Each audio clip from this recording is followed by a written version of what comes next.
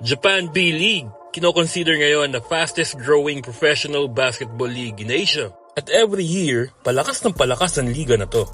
Pero ano nga bang dahilan kung bakit nila naiiwanan na ang ibang Asian leagues kasama na ang PBA?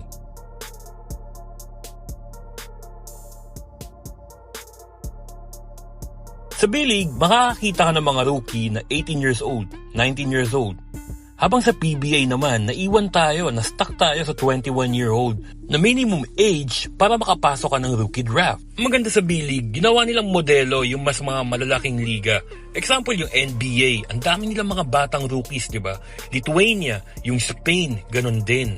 Yun ang maganda sa B-League, nag-e-evolve talaga sila. Naghahanap sila ng mga bagong sistema para mas maging maganda yung basketball program in general sa bansa nila.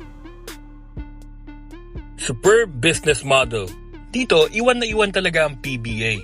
Ang B-League kasi, minamaximize nila yung kanilang maximum potential pagdating sa revenue. Lahat na lang eh. Even yung jerseys ng mga players, ng mga sikat na players, no?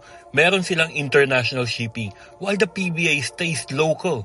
Sa game day, may autograph signing at may player and fans interactions. May mga ginagawa rin namang ganun ng PBA. Ang problema, usually, ginagawa lang nila yon sa mga out-of-town games and season breaks, kagaya ng pagpunta ng mga bahay-ampunan at ospital. Pero wala silang ginagawa sa mismong game day. Isa pang napakalaking pagkakaiba ng B-League at ng PBA, yung B-League kasi sobrang equal nila sa lahat ng team. So hindi porke mas malakas tong team na to, yun lang ipopromote nila at yun lang yung lagi nilang i-advertise. Unlike sa PBA, kung mahahalata nyo, lagi na lang Manila Clasico. Kagaya nga ng sabi ni Coach Yeng Giao, ang B-League gumagawa sila ng paraan para kumita rin yung mga team. Hindi katulad sa PBA, pag nakapasok ka ng PBA, magbabayad ka sa PBA. And may libre kang advertisement. Yun lang. Wala nang ginagawa ang PBA. So anong nangyayari? Yung mga hindi ganong kayaman na team, yung mga independent teams, hindi makapag-afford ng mga magagaling na player.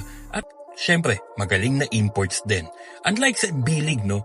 Kahit na yung hindi ganong kayaman na team, nakakapag-hire sila ng mga Asian import and quality American or European imports. Bakit? Kasi nga tinutulungan sila ng B-League para kumita din. Ito pa nakakatawa, ang B-League ginagawa nilang lahat yon nang wala sila sa mainstream media.